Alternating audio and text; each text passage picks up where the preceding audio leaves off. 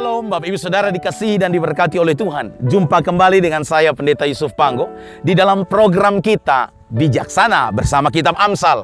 Amsal pada kesempatan ini terdapat di dalam Amsal pasal 22 ayat yang ke-8 dan ayat yang ke-9. Firman Tuhan berkata, orang yang menabur kecurangan akan menuai bencana, dan tongkat amarahnya akan habis binasa.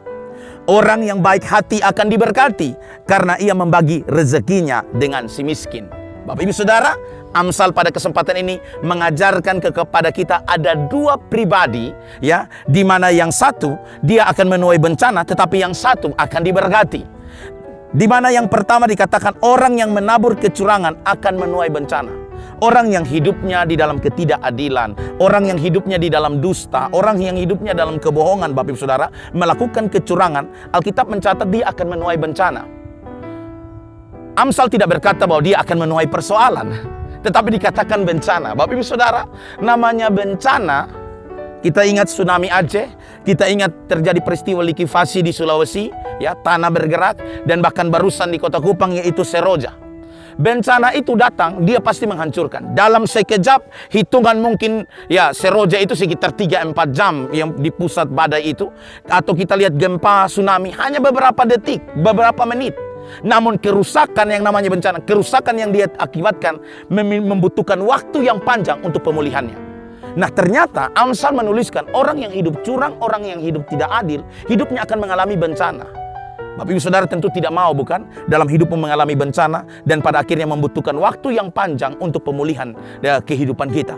Karena itu marilah kita hidup dalam kebaikan. Hidup berbagi rezeki kita, berbagi berkat. Kita diberkati untuk menjadi saluran berkat oleh Tuhan. Lakukan itu dengan ketulusan hati, dengan hati yang baik, maka kita akan diberkati. Dan bahkan firman Tuhan mengingatkan, orang yang menabur kecurangan, ya, tongkat amarahnya akan habis. Artinya pemerintahannya akan berakhir, kuasanya akan berakhir. Saya baca di dalam terjemahan firman Allah yang hidup, dikatakan demikian. Orang yang menabur ketidakadilan akan menuai bencana, dan kekuasaannya yang sewenang-wenang itu akan berakhir. Berbahagialah orang yang murah hati, yang memberi makan kepada orang miskin.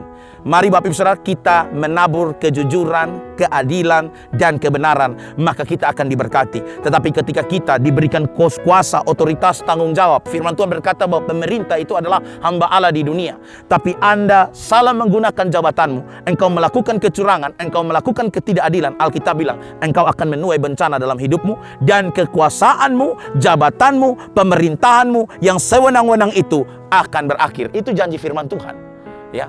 Itu perkataan firman Tuhan bagi kita, peringatan firman Tuhan bagi kita. Karena itu marilah Bapak Ibu Saudara kita hidup di dalam kebenaran. Dan berbahagialah orang yang murah hati, orang yang berbagi, yang menjadi saluran berkat, membantu orang miskin, mendukung pekerjaan Tuhan, ya, membantu orang yang lemah. Firman Tuhan berkata kita diberkati dan kita akan disebut sebagai orang yang berbahagia. Hari ini ada dua pilihan yang diperhadapkan kepada kita. Kiranya kita bijaksana memilihnya. Maukah, ya, dalam hidup kita menuai bencana, lakukanlah ketidakadilan. Tapi kalau engkau mau disebut sebagai berbahagia, diberkati, dan menjadi saluran berkat Tuhan, maka milikilah kemurahan hati, berbagi dengan orang lain, dan hidupmu akan dipakai menjadi saluran berkat Tuhan demi hormat kepujian bagi nama Tuhan. Kiranya kita menjadi bijaksana Bapak Ibu Saudara. Tuhan Yesus menolong, menyertai, memberkati kita semua. Shalom.